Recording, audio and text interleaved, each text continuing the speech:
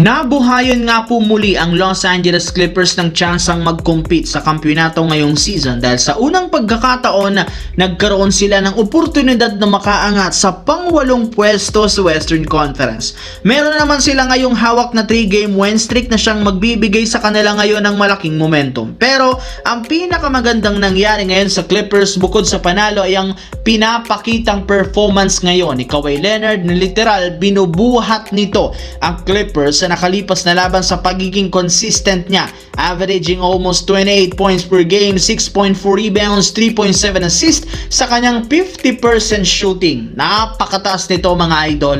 Ito na rin naman ang kanyang career high simula nang pumasok siya sa NBA. Kaya malinaw na sa tuwing healthy at walang iniindang injury si Leonard sa katawan, bumabalik nga at lumalabas ang kanyang tunay na laro. Ibig sabihin mukhang isa talagang ganap na contender muli ngayon ang Los Angeles Clippers.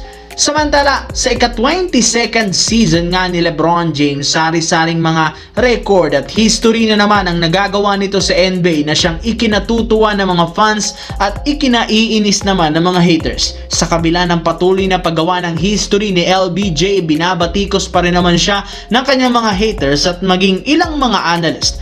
Ayon sa mga ito, kailangan na nga daw ni LeBron magretiro sa NBA, gayong bagamat hindi pa tuluyang bumabagsak ang laro nito, wala rin naman nga daw siyang kakayahang manalo ng titulo dahil nasa Lakers siya. Pero kung ang NBA legend na si Shaquille O'Neal ang tatanungin, ito ang nagsabi sa media at publiko na ang tunay na rason bakit hindi pa nagre-retiro si LeBron dahil balak nga nitong palakahin o padamihin lalo ang record hanggang sa umabot sa punto na wala ng player na kayang bumasag dito. Sa madaling salita, mukhang nangangamoy matagal-tagal pa bago magretiro si LeBron James sa NBA na isang bad news para sa kanyang mga haters.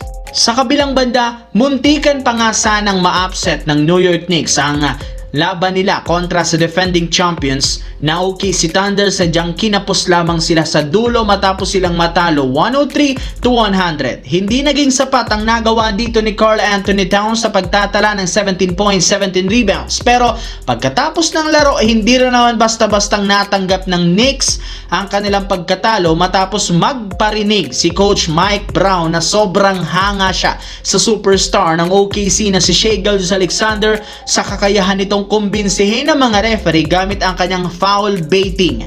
Hindi nga daw gumagalaw si SJ para makascore kundi makasungkit ng foul. Well, para nga sa inyong kalaman, nakakuha nga si SJ ng 7 free throws sa larong ito habang ang buong OKC naman nakasungkit ng 25 free throws. Kaya ito ang mismong dahilan bakit nagre-reklamo ngayon ng Knicks sa tuwing o sa officiating ng mga referee sa dami ng tawag na pumabor sa OKC Thunder.